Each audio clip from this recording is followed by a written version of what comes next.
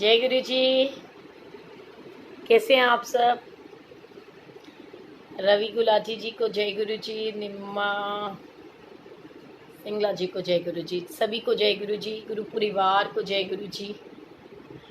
गुरु जी की मेहर, उनकी ब्लेसिंग्स, उनका प्यार हम सबके साथ यूं ही बना रहे। पूरा गुरु परिवार हंसता खेलता रहे। जय गुरु जी वीरेंद्र आंटी, जय गुरु जी गुंजन जी, कैसे हो आप सब? हाय राहुल, जय गुरु जी, हाउ आर यू? जय गुरु जी सुधा जी। ये सुधा चौधरी जब लिखा हुआ आता है ना तो मुझे अपनी बहुत प्यारी सी सुधा आंटी की याद आ जाती है। जय गुरु जी गौरव, जय गुरु जी शालू जी,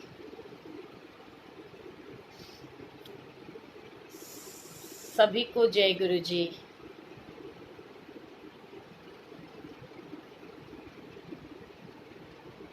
आज किस किस ने सत्संग सुना? बिलायती अंकल का और अनीशा आंटी का। मुझे लगता है कुछ लोग तो ना मैसेज टाइप करके रखते हैं, दे धड़ाधड़ फटाफट सेम इतना बड़ा मैसेज भेज देते हैं, और मैं ये सोचती हूँ कि ये क्या हो रहा है। सभी को जय गुरु जी।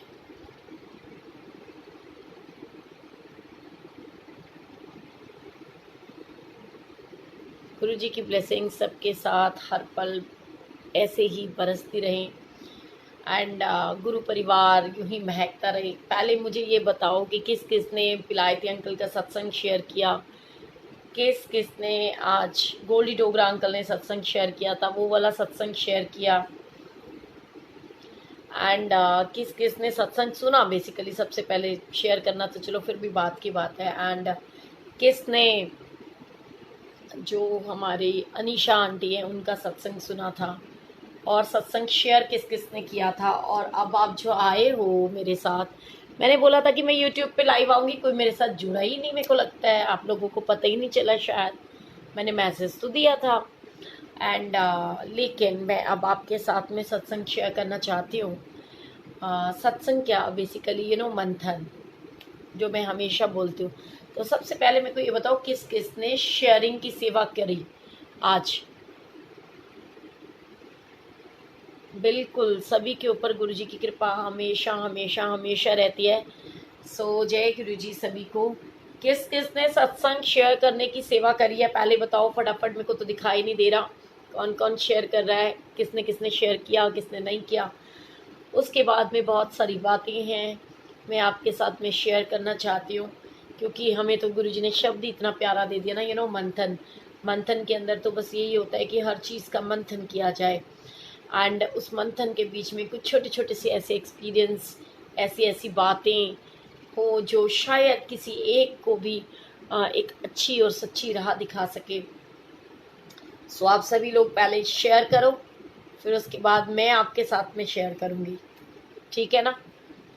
कौन कौन शेयर करेगा बताओ। सबसे पहले तो मैं शेयर करूँगी और मैंने किया भी आप लोगों के साथ, लेकिन संगत नहीं करती है और पता नहीं होता जबकि कौन सा मैसेज किसके साथ किसके लिए होता है और कब किसके लिए बहुत ज़रूरी मैसेज हो। अच्छा, आपने सुना इंदु जी, वेरी गुड। जय गुरु जी किरण जी, जय Guru ji Rajesh ji, how are you? Kapil Sharma ji, जय गुरु जी, सभी को जय गुरु जी। क्या बात है। चलो, तो आप लोग अपनी अपनी सत्संग शेयर करने की सेवा करना, और मैं आपके साथ में अपने मन के भाव रखने की सेवा करती हूँ, ठीक है? सबसे पहले तो मेरी ना आदत होती है, मुझे लगता है कि जब वो मुझे कोई क्वेश्चंस और मैसेजेस आते हैं ना, तो मैं कुछ ना कुछ कोई भी चीज़ उससे रिलेटेड आपके साथ शेयर करूं, तो फिर हो सकता है शायद किसी को कोई आंसर मिल जाए, तो गुरु जी की ब्लेसिंग्स होती हैं। और इसके ऊपर ना मुझे सबसे पहले ना एक छोटी सी स्टोरी आज याद आ रही है मेरे मन के अंदर। एक चीज़ है, दो चीज़ें मैं आपके साथ सबसे पहले शेयर करूंगी, क्योंकि पता नहीं होता ना कौन सी इंसान को कौन सी चीज़ की आवश्यकता है, किसको किसके माध्यम से क्या आंसर मिल जाए। तो सबसे पहले मैं ना आपके साथ में एक स्टोरी शेयर करूँगी, एक जौहरी की। ठीक है, ये एक स्टोरी है एक जौहरी की। वो कहते हैं ना, लोग बोलते हैं कि साथी तुम संघर्ष करो, हम तुम्हारे साथ हैं। जनरली ऐसे होता है ना कि हम सब बोलते हैं आंटी आप चिंता ना करो, हम आपके साथ हैं। हाय आरती, जय गुरु जी, हाउ आर यू। जब मेरी क्यूट सी सिस्टर्स मुझे दिखाई देती है ना, तो मेरे चेहरे की स्माइल भी ना बिग वाली हो जाती है। वो बहुत प्यारा सा एक क्वेश्चन है और सच्चाई है। मेरी ये जो बहनें हैं आरती, आस्था, ये लोग तो हमेशा मेरे साथ, गुरुजी ने बहुत बहुत ब्लेस करा है मुझे। और लेकिन फिर भी एक कठोर सत्य यही है कि लोग बोलते हैं कि साथी तुम संघर्ष करो, हम तुम्हारे साथ हैं, लेकिन अगर हमारे अपने हमारे साथ हों तो मुझे लगता है कि संघर्ष की ज़रूरत ही नहीं होती। Thank you so much sweet heart, Guruji bless you always. और हमारी बिटिया कैसी है? तो अब तो सना वापस आ गई है, वहीं है। तो मैं ना आपको एक हम तुम्हारे साथ हैं, love you my sweet heart. मुझे पता है, मैंने तो पहले ही कहा, ये कुछ मेरी जो बहनें हैं ना, ये तो हमेशा मेरे साथ ही होती हैं और सच में इन्होंने हमेशा साथ दिया भी है। मुझे एक छोटी सी स्टोरी याद आ रही है, एक जौहरी की। बिल्कुल ठीक ऐसे ही होता है जीवन के अंदर, सच्चाई है कि लोग बोलने के लिए तो कुछ भी बोलते हैं, लेकिन जब वक्त होता है ना किसी का साथ देने का, तो लोग होते नहीं है साथ देने के लिए। तो ये स्टोरी एक जौहरी की है, जिसके छोटे छोटे से दो बच्चे थे और बहुत छोटी सी उम्र में जौहरी की मृत्यु हो जाती है। एंड उस समय क्या होता है कि जो जौहरी की बीवी होती है वो अपने बेटे को बोलती है कि बेटा, हमारे पास जितना भी पैसा था, जितनी भी रकम हमारे पास थी, वो सारी ख़त्म हो चुकी है और तुमको आगे बहुत पढ़ना भी है, लिखना भी है, हमारी बहुत सारी ज़रूरतें हैं। तो आप एक काम करो कि ये एक पोटली है जिसके अंदर सोने के गहने थे। तो बोलने लगी कि ये जाओ और आपके पिता के जो मित्र हैं, जो कि यहाँ से दूर, मतलब इस नदी के उस दूसरे छोर पे, उस किनारे के ऊपर उनकी दुकान है, उनके पास जाना एंड उनको प्यार से ये बात सारी समझाना कि ऐसे ऐसे ये हमारी सिचुएशन है और अब हमारे पिता इस दुनिया में नहीं रहे। तो प्लीज़ आप ये सोने की पोटली, मेरी माँ ने बोला है, आप ख़रीद लीजिए और जितना भी इसका दाम उचित आप समझे वो हमें दे दीजिए। ठीक है। सो अब यहाँ बहुत सुनने वाली स्टोरी है और पता नहीं किसके लिए गुरुजी कहलवा रहे हैं। तो बहुत अच्छी और सच्ची स्टोरी है ये। तो उन्होंने क्या करा कि वो जाते हैं और अपने उन अंकल को जा कर के बोलता है कि ऐसे ऐसे मैं फला फला जौहरी का बेटा हूँ और मेरी मम्मी ने बोला है कि क्योंकि आपको तो पता ही है कि अब जो मेरे पिता हैं वो नहीं है, वो बीमार थे और बीमारी की हालत में उनका स्वर्गवास हो गया है और हम लोगों को पैसों की ज़रूरत है। तो ये हमारा जो है, मम्मी ने पोटली दी है, मम्मी ने कहा है कि आप इसको रख लीजिए और जितना दाम उचित समझें आप हमें दे दीजिए, जिससे कि हमारा गुजारा हो सके। वो जो जौहरी होता है ना, वो उस पोटली को लेकर के अंदर जाता है और अंदर जाने के बाद वो उसको खोलता है, देखता है और थोड़ी देर के बाद वो वापस आता है। जब वो वापस आता है तो वो पोटली अपने उस मित्र के बेटे के हाथ में दे करके कहता है कि बेटा, आप ये पोटली ना वापस लेके चले जाओ। तो बेटा बड़ा उदास हो जाता है। तो वो कहता है उदास होने की ज़रूरत नहीं है, आप गलत मत समझो, आप ये पोटली लेकर के जाओ और अपनी मम्मी को ये बोलना कि अभी उचित समय नहीं आया, अभी इस समय दाम बहुत गिरे हुए हैं, जब सही दाम आएंगे ना तब हम इसको बेचेंगे, लेकिन तुम कल से जो है ना स्कूल से आने के बाद मेरे पास आ जाया करना। ठीक है। तो उन्होंने उसको बोला कि भी तुम जब कल से स्कूल से आओगे ना, तो स्कूल से आने के बाद मेरे पास आ जाया करना, तो मैं तुम्हारे को काम भी सिखा दूंगा और तुम्हारी जो पढ़ाई है ना उसका खर्चा सारा मेरा, उसका खर्च मैं उठाऊंगा।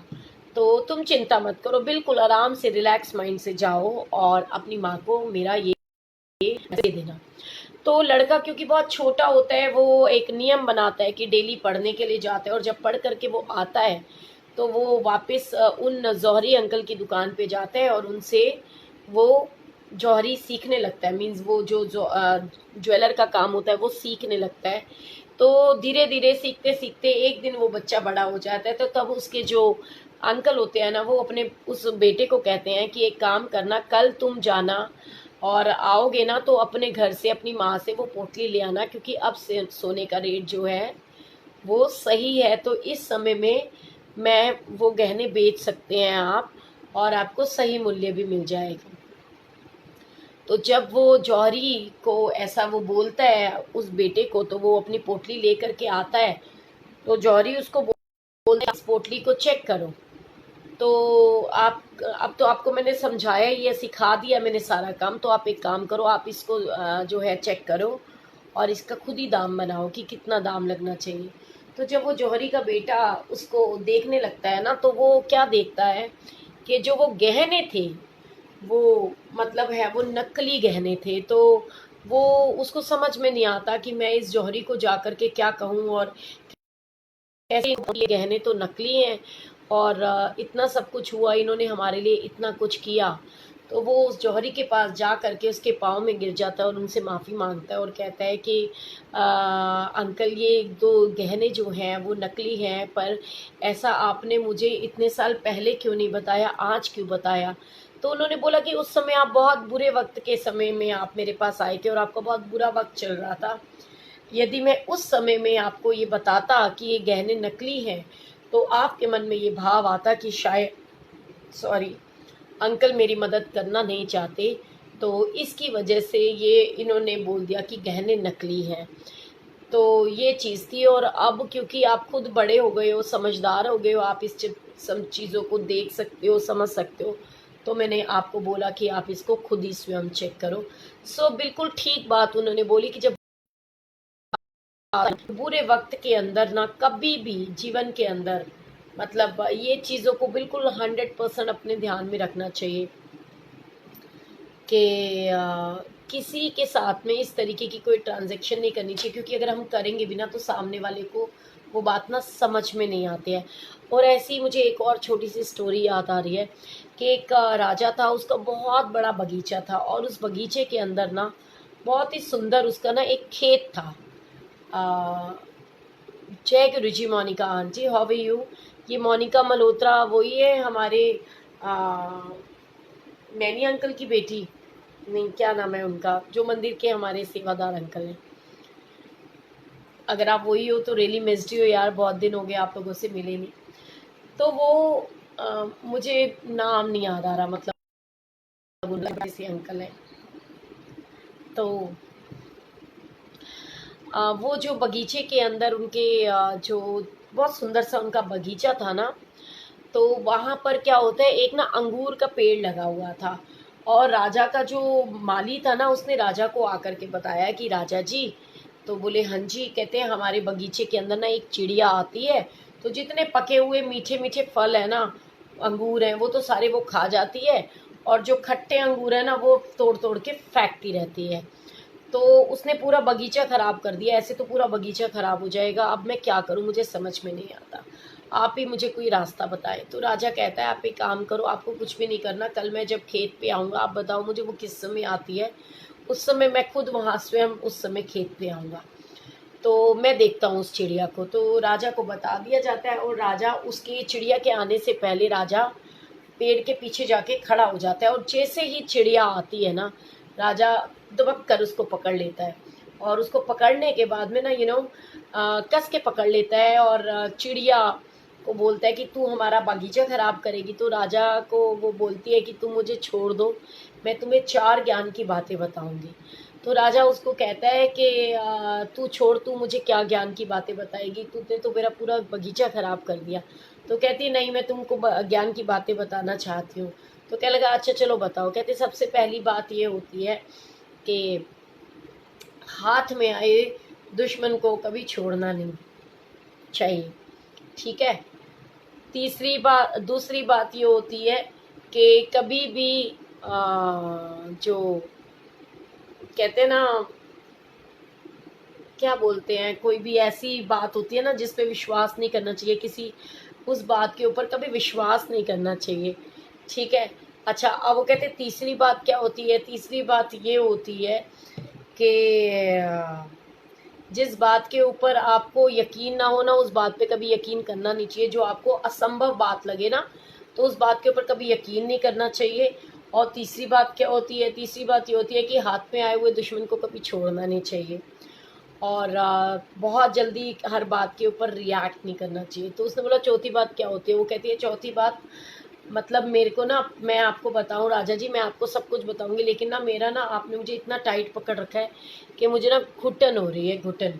तो मुझे घुटन हो रही है, आप पहले मुझे थोड़ा सा छोड़ो, तो मैं थोड़ा ढीला छोड़ो, तभी तो मैं आपको कुछ बता पाऊंगी ना। तो जैसे ही राजा उसको ढील देता है, तो वो ऊपर जा कर के पेड़ के ऊपर, वृक्ष के ऊपर बैठ जाती है। तो वो राजा को वो चिड़िया बोलती है, वो कहता है तुमने मुझे धोखा दिया ना। कहती मैंने तुम्हें धोखा नहीं दिया, मैंने तो अभी आपको 4 बातें समझाई थी कि हाथ में आए हुए शत्रु को कभी वापस, मतलब ना, जाने नहीं देना चाहिए। आपने, मैं आपकी शत्रु थी, आपके हिसाब से आपके हाथ में आई हुई थी और आपने मुझे छोड़ दिया। पहला, आपने मेरा कहना नहीं माना। दूसरी बात मैंने आपको बोली कि जो असंभव बात होती है ना, उसके ऊपर कभी यकीन नहीं करना चाहिए। और चौथी बात उसने क्या बोली थी कि भाई मेरे पेट के अंदर ना छोटे छोटे 2 हीरे हैं। तो राजा ने उसको बोला और राजा बड़ा पश्चाताप करने लगा। तो उसने बोला कि एक बात मैंने आपको बताई कि जो बीती हुई परिस्थितियां होती है ना, उसको लेकर के कभी शोक नहीं मनाना चाहिए, ठीक है। ये चारों बातें रिपीट करी उसने, और उसने बोला कि देखो मैंने आपको कहा था कि हाथ में आओ शत्रु को अब आप, मतलब, जाने नहीं देना चाहिए, आपने मुझे छोड़ दिया। मैंने आपको बोला असंभव बातों के ऊपर कभी यकीन नहीं करना चाहिए। मैंने बोला मेरे पेट के अंदर हीरे हैं और आपने उस पर यकीन कर लिया। तीसरी बात के पश्चाताप जो बीत जाता है ना, बीती हुई बात के ऊपर, परिस्थितियों के ऊपर कभी पश्चाताप नहीं करना चाहिए, ठीक है। तो आप देखो, आप इस बात के ऊपर ये सोच करके कि भी हाँ भाई इसके पेट में हीरे हैं, और जबकि मैं कह रही हूँ कि मेरे पेट में हीरे नहीं है, आप बीती हुई बात के ऊपर सोच करके पश्चाताप कर रहे हो। और चौथी बात जो कि मैंने अभी अभी आपको बताई ही थी कि ऐसी कोई भी बातें होती है ना, उनके ऊपर यकीन नहीं करना चाहिए। तो एक्चुअली में बताने के बाद भी हमने ऐसा किया, तो वो जो शिक्षा चिड़िया ने ना, वो उनको नहीं, उसने हमको दी कि हम लोग जो है ना, किसी की भी बातों के ऊपर यकीन कर लेते हैं। और जो आने वाला टाइम होता है, लाइक आने वाला कल क्या होगा हमें नहीं पता, लेकिन हम उसके बारे में सोच सोच के ही परेशान होते रहते हैं। कई बार हम बीती हुई बातों को लेकर स्ट्रेस हो जाते हैं। सो ये सब चीज़ें ना हमको नहीं करनी चाहिए, लेकिन फिर भी हम करते हैं। तो सारी चीज़ें तो उन्होंने बताई, और बताने के बाद भी जब हम उसको फॉलो नहीं करते, तो उसके बाद में क्या होता है? नो डाउट, जब हम किसी बात को फॉलो नहीं करेंगे, तो हमारी लाइफ के अंदर प्रॉब्लम्स आएंगी ही आएंगी। सो गुरुजी की ब्लेसिंग्स को ना एंजॉय करना है, ज़्यादा स्ट्रेस नहीं लेना। और जैसे कि मैं हमेशा बोलती हूँ, किसी के लिए कभी जजमेंटल नहीं होना, किसी के लिए कभी सोचना नहीं है कि ऐसा हो गया, वैसा हो गया, इसने ऐसा क्यों किया, वैसा क्यों किया। इसके ऊपर ना मुझे एक स्टोरी याद आ रही है कि एक जो है लड़की थी, और वो बहुत ही अपने गुरुजी थी, तो वो गुरुजी के मंदिर में जाया करती थी। ये गुरुजी हमारे वाले गुरुजी नहीं है, मतलब ये कहने के लिए स्टोरी है। सो वो गुरुजी के पास जाती और वहाँ पे सारा कुछ देखती, वहाँ पे सारा कार्यभार संभालती। अब उस लड़की को ना एक बार की बात है, कुछ ऐसा पता चलता है जिसकी वजह से वो लड़की को बहुत गुस्सा आता है, आक्रोश के अंदर। वो कहते हैं कि परेशान हो जाती है, कईयों की नेचर होती है ना कि हमें अच्छे बुरे अनुभव होते रहते हैं। जब हम कहीं पे जाते हैं तो बहुत सारे लोग ऐसे मिलते हैं, हमें समझ में नहीं आती कि हमको करना क्या चाहिए। लेकिन फिर भी हमारे जो मन के अंदर भाव होता है वो यही होता है कि हाँ, हम ऐसा नहीं ऐसा कर लें, ऐसा नहीं ऐसा कर लें। तो उस लड़की को ना बहुत आदत थी, वो हर किसी की प्रॉब्लम को ना अपनी प्रॉब्लम समझ करके हर किसी से भिड़ जाया करती थी, और मन की बात पूरी क्लियरली बोल देती थी। तो कई बार क्या होता है कि ऐसी सिचुएशन के अंदर वैसे तो कहते हैं कि चंगे कम नू कर दें कदे देर ना लाइए, बट कई बार सिचुएशन ऐसी आती है कि जहाँ पर ना हम चाह करके भी कुछ नहीं कर पाते। सो वो बातों को समझने वाली बात होती है, अगर कोई समझना चाहे तो।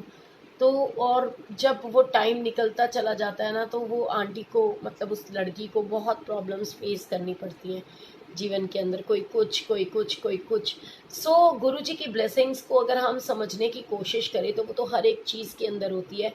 जैसे कि ना मुझे एक छोटी सी बात गुरुजी की आज्ञा से, गुरुजी की कृपा से मुझे याद आई है। एक छोटी सी स्टोरी मुझे याद आई है। जय गुरुजी। तृप्ता दीदी, हाउ आर यू? आपको देख करके तो मैं बहुत खुश हो गई। आपकी तबीयत ठीक है? आप गुरुजी बहुत बहुत ब्लेस करें मेरी क्यूट क्यूट सिस्टर को।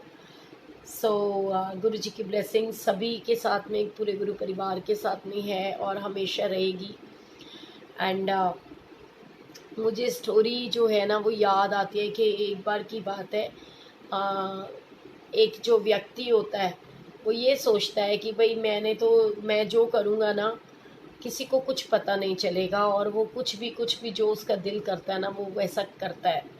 और एक बार उसने बोला कि जैसे कि वो एक राजा के पास में जाते हैं, गुरुजी के पास में, और वो कहते हैं कि मैं ना आपके यहाँ पर जो है ना सेवा करना चाहता हूँ। तो गुरुजी जो होते हैं वो ज़्यादातर गुरु कौन से होते हैं? गुरु तो वही होते हैं जो अपने सेवक के मन के भाव को समझते हैं।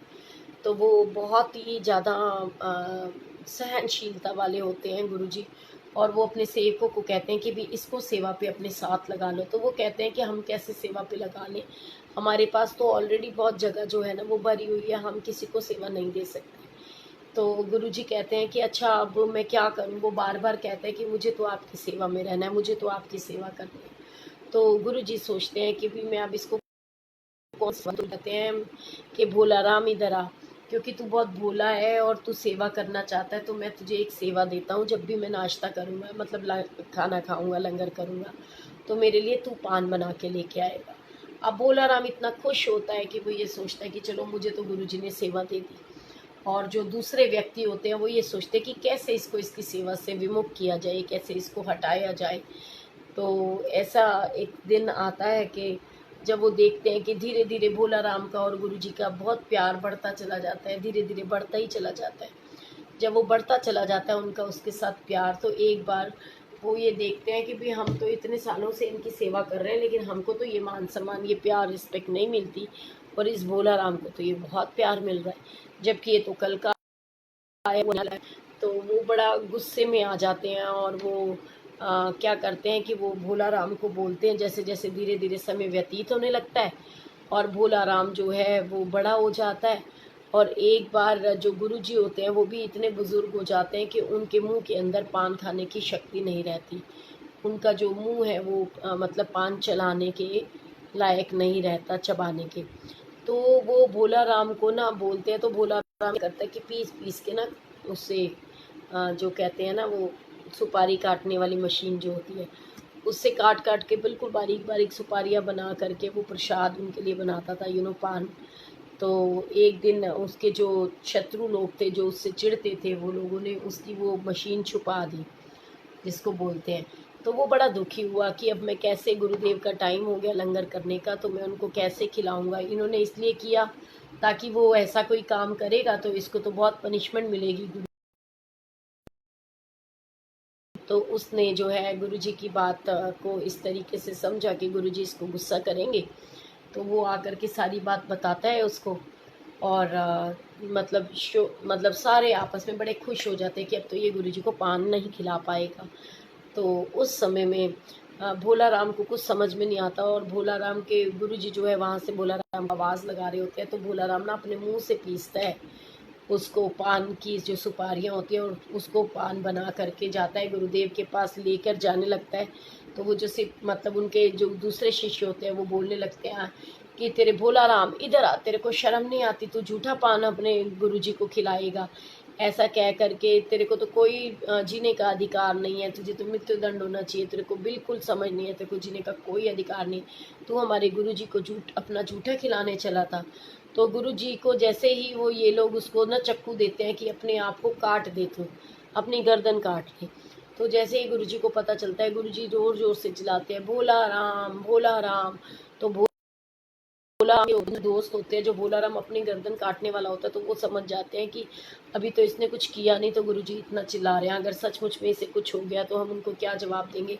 तो वो उसके हाथ से वो चक्कू ले लेते हैं और वो आते हैं और उसको बोलते हैं। तो वो प्रभु से पूछते हैं कि हे प्रभु, एक बात बताओ, हमने सारी उम्र आपकी इतनी उपासना करी, सब कुछ करा, हमारे मन में तो, आपके मन में हमारे लिए तो उतना प्यार नहीं है जितना भोला राम के लिए है। तो वो कहते हैं कि देखो, भोला राम ना भोले भाव मिले रघुराया, उसने भोलेपन से मेरी सेवा करी, अगर वो कर रहा था उसका वो मेरे प्रति प्यार था, जो कि तुम लोगों ने समझा ही नहीं। और एक बार ऐसा ही दिन आता है और सब उनसे पूछते हैं गुरुदेव से कि गुरुजी मुझे एक बात बताओ कि ये जो दीवार के अंदर हम जो मतलब जो सत्संग होता है, वो हम सत्संग क्यों करते हैं और सत्संग करने का क्या फल होता है। हाँ, मुझे इस बारे में बताओ कि सत्संग करने का क्या लाभ है और हम सत्संग क्यों करना चाहिए, हम क्यों सत्संग करते हैं। तो गुरुजी उनको बोलते हैं, जय गुरुजी मेरी आशा दीदी, आप कैसे हो। तो वो बोलते हैं, जी गुरुजी कहते हैं कि आपने कभी दीवार के अंदर कील ठोका है। तो वो बोले कि जी गुरुजी बिल्कुल ठोका है। तो कहते जब आप दीवार के अंदर कील ठोकते हो तो आप देखते हो ना कि कील को बेशक निकाल दिया जाए, लेकिन उसके अंदर उसका इम्प्रेशन जो है वो पड़ा रह जाता है। तो बोले हाँ ये तो है। कहते इसी प्रकार अगर आप कोई व्यक्ति सत्संग कर रहा है और आप जो है सत्संग नहीं सुन रहे हो, आप नहीं सुनना चाह रहे हो, लेकिन कहीं ना कुछ तो छोटा मोटा तो आपके मन के अंदर आपके उसमें थोड़ा सा असर तो रह जाएगा ना उसके लिए। तो वो ये बात होती है। तो उन्होंने कहा कि जिस प्रकार दीवार में कील ठोकने से उसका इम्प्रेशन रह जाता है, ठीक उसी प्रकार जो सत्संग होता है ना, सत्संग का प्रभाव भी इंसान की ज़िंदगी में रह जाता है। सत्संग की वैल्यू तब पता चलती है जब आप उसी सिचुएशन में जाते हो। अभी आपको कोई बात मैं बोल रही होंगी तो वो शायद हो सकता है समझ ना आए, लेकिन आपको जब सेम वैसी सिचुएशन आपके ऊपर पड़ेगी तो आपको बहुत जल्द वो इजीली वो बात समझ में आने लगेगी। सो ऐसे होता है सत्संग। और गुरु जी कहते हैं कि सत्संग सुनन वाले दा भी कल्याण है, सत्संग करन वाले दा भी कल्याण है। और ऐसे पता नहीं कितने अनगिनत हज़ारों ही गुरु जी से जुड़े हुए सत्संग्स हैं, जो गुरु जी की ब्लेसिंग्स होती हैं। गुरु जी के मंदिर में रह करके कई बार गुरु जी ने ऐसी ऐसी ब्लेसिंग्स दी हैं कि बहुत डिविबल होती हैं, समझ में नहीं आती हैं। और ऐसा ही एक मुझे सत्संग याद आ रहा है एक आंटी का, जिनका छोटा सा बच्चा था और वो बहुत ही उसकी दोनों आँखों में कैंसर था। तो वो एक दिन मंदिर के अंदर आए और उन्होंने मतलब मुझे ये बोला कि आंटी आप आइएगा, मंडे का दिन था। और मैंने उनको बोला कि भाई मैं तो नहीं आ सकती हूँ क्योंकि ट्यूसडे उनके घर सत्संग था। तो मैंने कहा संडे मंडे ऑलरेडी मेरी सेवा होती है, तो मैं ट्यूसडे को कैसे आपके यहाँ आ सकती हूँ। सो फिर भी उन्होंने ना मुझसे रिक्वेस्ट करी। और ये जो सत्संग है ना, ये इतना इम्पॉर्टेंट और इतना अच्छा सत्संग है। मेरी रिक्वेस्ट है आप सभी से कि पता नहीं किसकी लाइफ में कौन सी क्या प्रॉब्लम है, तो प्लीज़ कोशिश करो कि ये सत्संग शेयर करने की सेवा ज़रूर करो आप। चाहे किसी एक ग्रुप में, चाहे किसी एक व्यक्ति के साथ, पता नहीं एक से एक मिल कर के 11 होते हैं। कैसे ये गुरु जी की कृपा बन जाए, कैसे क्या हो, मुझे कुछ समझ में नहीं आता। तो ना मुझे कुछ पता होता है, तो मैं तो सिर्फ अपने दिल की बात आप लोगों के साथ में शेयर करती हूँ। तो इस तरीके से वो आंटी ने मुझे इनवाइट करा और मैंने उनको बोला कि बीबी मैं तो सॉरी नहीं आ सकती हूँ ट्यूसडे के दिन। एंड मुझे तब तक पता नहीं था उस बच्चे के बारे में। तो मुझे भावना आंटी का फ़ोन आता है, नीरज अंकल की वाइफ़ का, और वो मुझे कहते हैं कि सोनिया आंटी, वो मुझे हमेशा से दीदी बोलती है। तो वो मुझे बोलती है सोनिया दीदी, मेरे को इतना पता है कि आपने ज़रूर आना है सत्संग के अंदर। मैंने कहा दीदी भाभी मैं तो नहीं आ पाऊँगी, आपको पता है ना मेरी संडे मंडे ऑलरेडी सेवा होती है, और मैं आऊँगी अगर तो मेरे हस्बैंड बहुत गुस्सा करेंगे। तो उन्होंने बोला कि नहीं, आप ना प्लीज़, ये जिनके घर में सत्संग है ना, उनका छोटा सा बच्चा है और 4 महीने का बच्चा है, उसको ना दोनों आँखों में कैंसर है। तो प्लीज़ आप उस बच्चे के लिए आ जाओ, हमारा मन कहता है। तो चलो खैर, गुरु जी की ब्लेसिंग्स ऐसी हुई कि ये सुनने के बाद तो बिल्कुल रहा ही नहीं गया, मैं वहाँ पहुँची। मैंने देखा उस बच्चे को, उसके माँ-बाप को और उसको, तो मुझे बहुत दुःख हुआ और मेरा रोना बिल्कुल रुक नहीं रहा था। मुझे रोना ही आया जा रहा था क्योंकि मेरा नेचर ही ऐसा है कि जब मुझे किसी को मैं दुःख में तो मैं बहुत परेशान हो जाती हूँ। सो मैं बहुत डिस्टर्ब हो गई। मैंने कहा गुरुजी ये क्या है? और वहाँ शब्द बानी इस तरीके की चल रही थी, कुछ समझ में नहीं आ रही थी। और अचानक से मन में आता है, आंटी मुझे कहते हैं कि आप प्लीज़ इस बच्चे को ना ब्लेसिंग्स दो।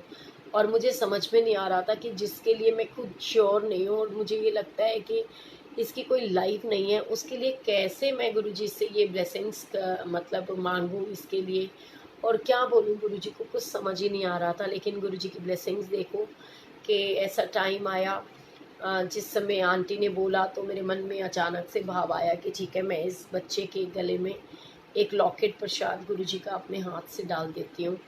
और वो शब्द बानी जैसे ही मैंने उस बच्चे के लिए वो लॉकेट प्रसाद बनाया लाल धागे के अंदर और उसके गले में डाला, तो शब्द बानी चली वहाँ पर कि सो सतगुर प्यारा तेरे नाल है, और मुझे बहुत खुशी हुई। एंड मैंने आंटी को बोला, मैंने कहा चिंता ना करो, गुरुजी बहुत मेहर करेंगे, जो इसके लिए ठीक होगा वो करेंगे। क्योंकि गुरुजी को मैंने एक ही अरदास करी थी, मैंने कहा गुरुजी या तो इस बच्चे को जो है ना बिल्कुल ठीक कर देना, कि ये बिल्कुल ठीक हो जाए, और वरना इसको ना माँ के आंचल से, माँ की गोद में से अपनी गोद में ले जाना। क्योंकि एक माँ बाप के लिए ना इससे बड़ा कोई दुख नहीं होता कि उनके सामने उनका छोटा सा बच्चा दोनों आँखों से ब्लाइंड हो, और वो बुरे लगे, क्योंकि माँ बाप कभी बर्दाश्त नहीं कर पाते। अपने ऊपर दुख तो कोई भी बर्दाश्त कर लेता है, लेकिन अपने बच्चों के लिए दुख तो किसी भी माँ बाप से बर्दाश्त नहीं होता। और सच बताऊं, गुरुजी की ऐसी ब्लेसिंग्स हुई कि गुरुजी ने इतना मेहर किया है। मेरे पास वो अंकल आंटी आए मंदिर में, तो उन्होंने बताया कि अब वो बच्चा बिल्कुल ठीक है, उसकी दोनों आंखों का कैंसर भी ख़त्म हो गया। तो गुरुजी ने तो इतनी सारी ब्लेसिंग्स हैं, हर किसी को देते हैं, हर पल देते हैं। सो गुरुजी के ऊपर विश्वास करना चाहिए, गुरुजी की ब्लेसिंग्स को इंजॉय करना चाहिए। अभी वो कहते हैं ना कि दिल में हमारे हे प्रभु प्रेम का संचार हो, दुनिया में जो भी प्राणी है वो फीलिंग्स होनी चाहिए कि एक दूसरे से प्यार करना है, एक दूसरे को गलत नहीं बोलना है, एक दूसरे का मन नहीं दुखाना है, एक दूसरे के साथ में अच्छा करना है। एंड पता नहीं ऐसे कितने अनगिनत सत्संग हैं जहाँ पर आप सुनोगे और आप गुरुजी की ब्लेसिंग्स को ना महसूस करोगे, और आपको पता चलेगा कि अंग संग ने गुरुजी नाल में क्यों घबरावा, हर वेले करन संभाल में क्यों घबरावा। गुरुजी तो हर पल हर बच्चे के साथ होते हैं, उनकी रक्षा करते हैं। So be positive, think positive, always be positive. तो किसी को भी ना अभी ये कोरोना का टाइम इतना है कि पहले तो कोशिश करो कि घर से बाहर नहीं निकलो, लेकिन अगर के साथ में जाओ, सैनिटाइज़र ले करके जाओ, अपना अपना ध्यान रखो, अपनी फैमिली का ध्यान रखो। कहीं जाते हो तो पहले उस जगह को जहाँ बैठने लगते हो उसको पहले सैनिटाइज़ करो, फिर उसके बाद में अपनी हैंड्स को सैनिटाइज़ करो, फिर आप बैठो, अपने साथ सैनिटाइज़र लेके जाओ। आप एक मतलब आइज़ का वो प्रोटेक्टिंग ग्लासेस, सन ग्लासेस जो होते हैं, बेशक वैसे वाले ग्लासेस लगाओ, मास्क लगाओ। गुरुजी की ब्लेसिंग्स हैं, उनको समझो। और अगर आपको लगता है कि मैं आपको बहुत दिल की बात बता रही हूँ 100% श्योरिटी के साथ, कि अगर आपके आस पड़ोस में कोई कोरोना पॉजिटिव हो जाता है और उसका कोई देख रेख करने वाला नहीं है, तो आप with protective glasses and with mask आप और ग्लव्स वगैरह पहन करके उनकी मदद कीजिए। किसी को आप परेशान मत होने दीजिए, क्योंकि गुरु जी ने क्या सिया मैं परिवार ਜਿਹੜਾ बना के जा रहे हैं ਤੁਹਾਡੇ लिए है। सो इस परिवार की इज्जत ਨੂੰ रखना, इस परिवार ਨੂੰ समझना और एक दूजे ਨਾਲ प्यार करना, ये साडी रिस्पॉन्सिबिलिटी है। और गुरु जी की ब्लैसिंग्स ਨੂੰ इंजॉय करना चाहिए, एक दूजे ਨਾਲ प्यार करो। जैसी मैं तो कई सत्संग सुने जिसमें गुरु जी हमेशा बोलते थे फिर आंटी चंगा करो चंगा होता है। सो गुरु जी ने तो हमेशा बताया कि जितना आप किसी का अच्छा करोगे आपका भी अच्छा होगा। कहते नानक नाम चढ़ती कला तेरे पाने सरबत दा भला।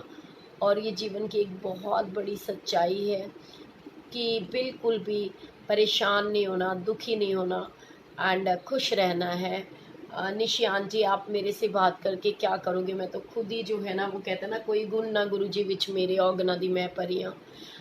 मेरे को और भी एक आंटी का मैसेज आया था, मेरे को खुद ही समझ में नहीं आता कि मैं आप लोग को क्या जवाब दूँ और क्या बात करूँ। एंड कई लोगों के साथ में तो बहुत ऐसा स्ट्रेस हो जाता है, परेशान फील करने लगती हूँ मैं हर किसी से बात कर ही नहीं पाती हूँ, ये मेरी प्रॉब्लम है। प्लीज़ आप लोग माइंड मत किया करो। एंड गुरु जी की ब्लेसिंग्स हैं वो हर किसी को मिलती रहीं, और सारा गुरु परिवार हंसता खेलता रहे, मुस्कुराता रहे। और मैं आपसे विदा चाहूँगी, और कल फिर हम मिलेंगे अपने टाइम के ऊपर, जैसे गुरु जी ने चाहा। हो सकता है दिन में, हो सकता है रात को।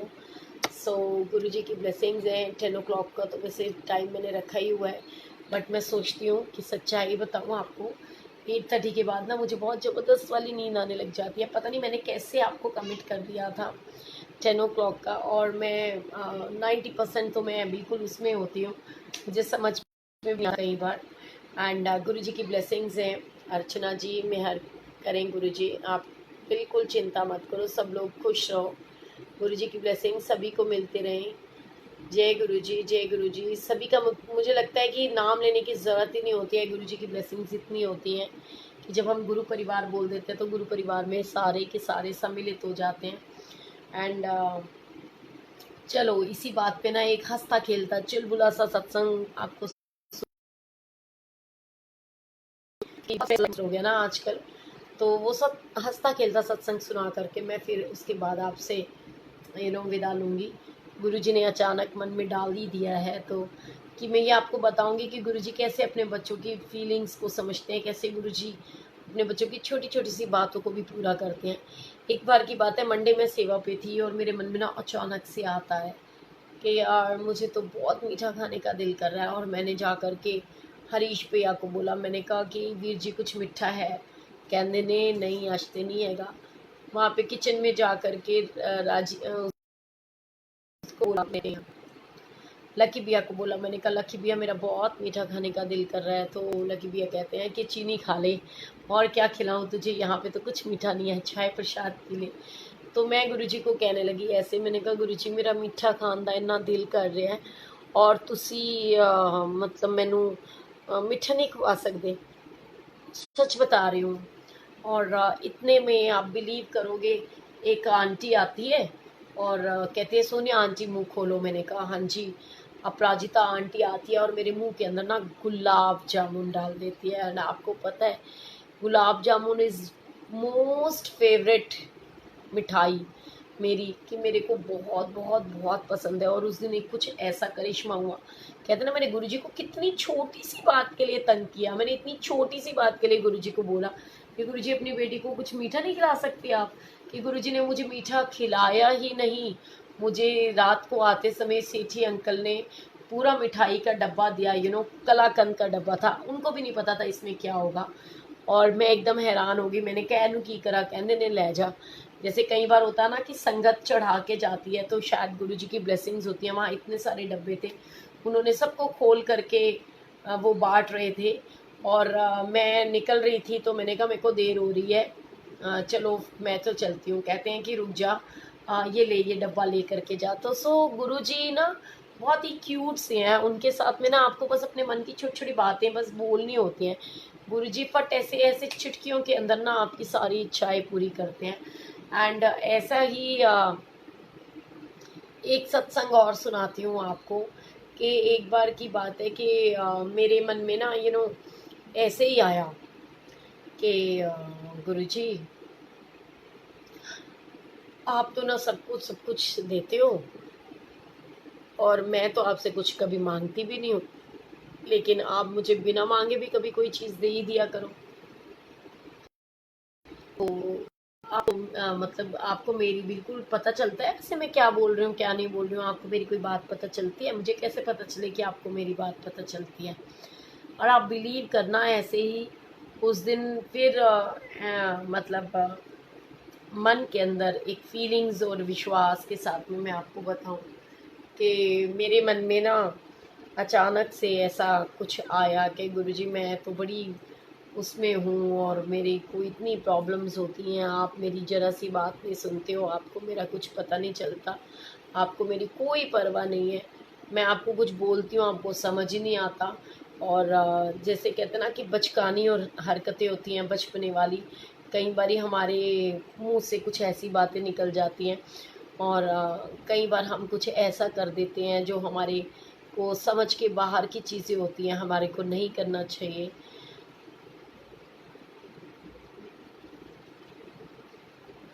क्या लिख रहे हो आंटी? जय गुरु जी। एक सेकेंड, क्या हो गई आंटी? आपको तो मैसेज ही ऊपर चला गया, नहीं दिख रहा। तो गुरु जी की ब्लेसिंग्स होती हैं कई बारी ना, तो कई सारी ऐसी फीलिंग्स होती हैं, ऐसी ऐसी बातें होती हैं, मन में भाव आ जाते हैं। गुरुजी छोटी से छोटी बातों को नोट कर लेते हैं। और एक बार की बात है, मैं बड़ी परेशान होकर के ना, मैं बड़ी गुस्से में थी, मेरी ना किसी से कोई आर्ग्यूमेंट हो गई थी एंड मैं गुरुजी से ना आंसर मांग रही थी। मैंने कहा गुरुजी मेरे को ना आंसर दो, मेरे को ये बताओ कि मेरी एक फ्रेंड से मेरी लड़ाई हो गई थी, तो मैं ये बोल रही थी कि मैंने कहा कभी मेरी इससे बात होएगी या नहीं होएगी या क्या है। और उसने मुझे फ़ोन करके ये बोला कि हाँ ठीक है, मैं ना फ़लानी जगह पे आ रही हूँ, मिलूँगी। लेकिन इन बिटवीन ना उसका फ़ोन में बैटरी जो होती है ख़त्म हो जाती है उसकी, और मेरी बात नहीं हो पाती। मेरा गुस्सा और हाइपर हो जाता है कि मैं क्या बात करूँ, मुझे समझ नहीं आ रहा वो आ भी रही है कि नहीं आ रही है। सो ऐसे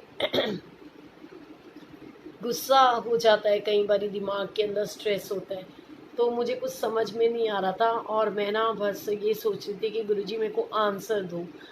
और मेरे सामने से ना एक वो फटफट सेवा निकलती है, उसके ऊपर पता नहीं सिर्फ इतना लिखा हुआ, मुझे वो याद नहीं आ रहा कि कौशलपुर राजा ऐसे करके था कुछ। तो मुझे समझ में नहीं आया इसका क्या मतलब है। तो फिर मैंने एक दिन ऐसे ही फेसबुक के ऊपर डाला, मैंने कहा गुरुजी मेरे को ये तो बता दो आपने क्या आंसर दिया था, क्या बात है। तो एक आंटी ने मुझे वहाँ से पढ़ करके सुनाया कि ये राम जी की छुपाई होती है ना रामायण की, तो उसके अंदर से था कि वो जैसे होता ना, हो ये वही जो राम रचि राखा के था कि, और उन्होंने था कि कौशलपुर राजा यानी अ, सबके वो कहते हैं पूर्ण होए सबरे तुम काजा, और कौशलपुर राजा ऐसे करके कुछ था, सो गुरुजी को ना आपको बस दिल से अपनी बात बतानी है, अपनी फीलिंग्स को ना शेयर करना है। गुरुजी ना ऐसे पल भर में आपकी सारी बातें पूरी कर देते हैं। सो गुरुजी के साथ में बहुत ही प्यारे प्यारे मीठे मीठे अच्छे अच्छे अनुभव हैं।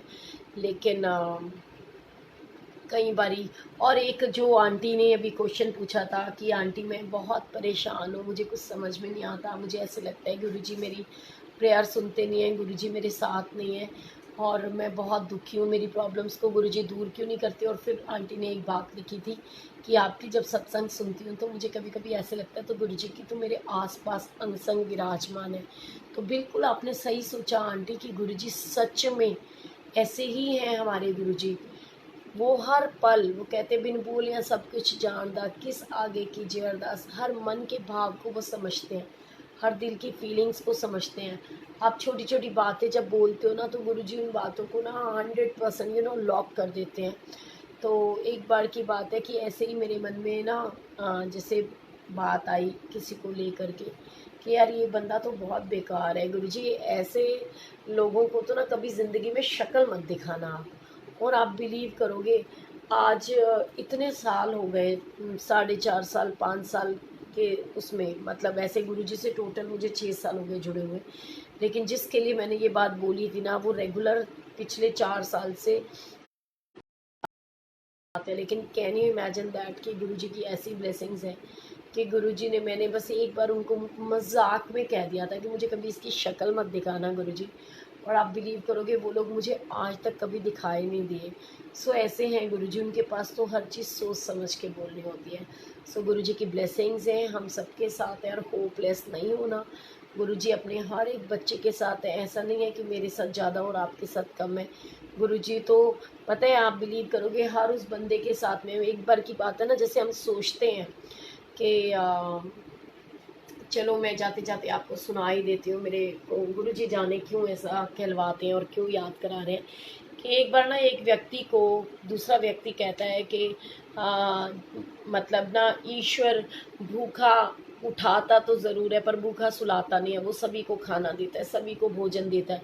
तो वो कहते हैं कि अच्छा ईश्वर सबको खिलाता है, तो बोले हाँ सबको खिलाता है। कहते ये जो पौधे और पेड़ और ये जो पहाड़ होते हैं ना, पहाड़ों के बीच के अंदर जो कीड़े मकोड़े होते हैं, इनको कौन भोजन खिलाता है? बोले इनको भी ईश्वर खिलाता है। तो कहते अच्छा ऐसे मैं कैसे मान लूँ? कहते आप मानो या ना मानो, ये जो बंद आपके साथ चिपके चिपके पहाड़ भी है ना, इनके अंदर भी जो कीड़े मकोड़े हैं ना, उनको भी ईश्वर भोजन देता है। कहते अच्छा पक्का सबको देता? बिल्कुल हाँ। उन्होंने कहा हाँ जी सबको देता है। कहते अगर मैं नहीं खाना चाहूँगा तो मेरा क्या कर लेगा ईश्वर? बोले ईश्वर तो सबको खिला के छोड़ता है, आप कभी देख लो, आजमा करके देख लो। तो वो राजा क्या करता है, वो ना बंदा सोचता है कि ठीक है अगर ऐसी बात है, तो वो जानबूझ के ना किसी बियाबान जंगल में चला जाता है। और वो ये सोचता है अब तो मैं इस बियाबान जंगल में आ गया, यहाँ तो कोई आता नहीं है कोई जाता नहीं है, तो मुझे कोई खाना कैसे खिलाएगा। तो उन्होंने राजा के साथ में एक शर्त लगा रखी थी, वो मतलब अपने आप में, कि जिसने कहा कि ईश्वर तो सबको भोजन देता है, सभी को खिलाता है। तो उसने वो अपने फैमिली मेंबर से बोला कि ऐसे कैसे हो सकता है, ऐसे कुछ नहीं हो सकता। वो कहते हैं ऐसा होता है। तो कहते ठीक है। वो ना कि एक गांव में जाता है और वहाँ पर ऐसे करके ना संन्यास लेने के लिए बैठ जाता है, जैसे सन्यासी होते हैं, और वो अपना पाठ कर रहा होता है। तो इतने में ना एक राजा वहाँ पर शिकार खेलने के लिए आता है, और उसकी ना राजा की डेली की आदत होती है कि पहले वो किसी असहाय एक अनजान व्यक्ति को भोजन कराता है, उसके बाद वो स्वयं भोजन करता है। तो राजा उसको बोलते हैं कि भाई तुम ना खाना लेकर के, राजा उसके पास पहुँचते हैं और उसको कहते हैं कि ये भोजन कर लो। तो वो बोले मैं तो नहीं खाऊंगा, तो मैं देखता हूँ कि ईश्वर मुझे कैसे खिलाता है, मैं तो नहीं खाऊंगा। वो कहते खाना पड़ेगा आपको, बोले मैं नहीं खाऊंगा। तो राजा के जो दरबारी होते हैं ना, उसके दोनों हाथ पकड़ लेते हैं और बांध देते हैं, और वो कहते हैं कि तेरे को खाना पड़ेगा, मैं नहीं खाऊंगा। तो राजा ने उसके बोला कि एक काम करो, वो कभी ऐसे मुंह बंद कर लेता कभी कैसे। तो राजा ने कहा इसके हाथ पकड़ के ना बांध दो, और सब ऐसे हाथ पकड़ लो, और मैं इसके बाद में इसको खाना खिलाऊंगा। तो उन लोगों ने, राजा के जो दरबारी थे, उन्होंने उसके हाथ यूँ पकड़ लिए और ज़बरदस्ती उसका मुंह, एक ने ऐसे मुंह खोला, दूसरे ने, और उसके बीच में निवाला डाला। क्योंकि राजा ने प्रतिबद्ध था वो, कि भी वो उसने निर्णय एक वो ले रखा था कि नियम, कि मैं जब तक किसी भूखे व्यक्ति को खाना नहीं खिला दूंगा मैं नहीं खाऊंगा। सो तब वो राजा की ना आँखों में, उस व्यक्ति की आंखों में आंसू आ जाते हैं, और वो कहता है कि हे ईश्वर मुझे माफ़ करना, मैं तो ये सोच रहा था कि ये सिर्फ कहने की बातें होती हैं, कि ईश्वर जो है किसी को भूखा उठाता तो ज़रूर है, सुलाता नहीं है, लेकिन तेरा तो करिश्मा ही बहुत अलग है। तूने मुझे मतलब जो खाना खिलाया, वो रो पड़ता है और रो कर उनके चरणों में गिर जाता है, और वो कहते हैं कि मुझे माफ़ कर दीजिए। कहते नहीं, माफ़ी तो मेरे को आपसे मांगनी चाहिए। एक्चुअली में मैं देखना चाहता था कि सब कहते हैं ना ईश्वर किसी को भूखा सोने नहीं देता, तो मैं देखना चाहता था कि अगर मैं खाना ही नहीं खाना चाहूँगा तो ईश्वर मुझे कैसे खिलाएगा।